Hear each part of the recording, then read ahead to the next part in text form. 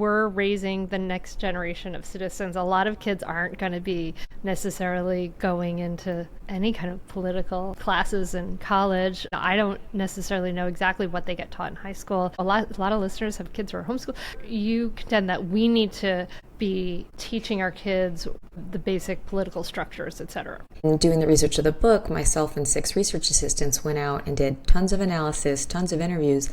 And in a nationally representative survey, we found that only 25% of kids report that they've ever had any intentional conversation about politics or government with their parents. And so I just know it's not really happening. And that's what was one of the starter pieces for the whole project. When is it something that we should be starting to talk about with our kids, especially in this election season where there's a lot happening? Yeah, so what's actually kind of funny is our kids do get messages even if we're not explicitly doing that sort of work with them. So when we talk about young children, a lot of times they'll either read books or watch shows where there might be some sort of government figure, like there might be a mayor, and oftentimes the narrative around that mayor is either that they're like a bumbling doofus or they're out to do harm to the city. And so they do get sort of like this anti-politics socialization, even if we're not explicitly saying something to them. So yes, it's, there's no need to sit your 3-year-old down and try to explain to them like checks and balances. That's not realistic.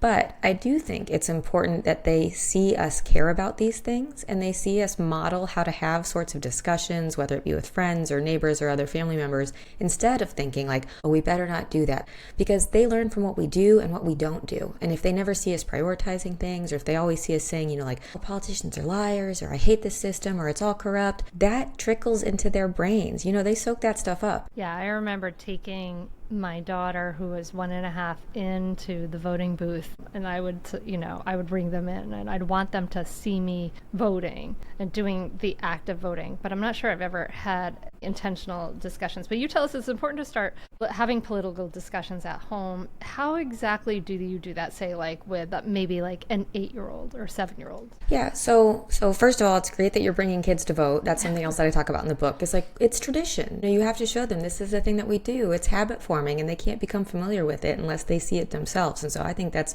a great thing for people to do with kids of all age. But let's say you have an 8-year-old. Right now is a really good time to talk about a lot of processes, because we have this sort of media environment that's going to be so about the presidential election. And every time this happens, there's like, what is the Electoral College? That sounds really weird. And instead of using this opportunity to say like, this is the candidate I like, or I really don't like this candidate, I think it's a great time to talk about how do we do these things. So like, for instance, if a child asks about the Electoral College, you can kind of describe to them that it's different than every other election. Because in every other election, whoever gets the most votes wins.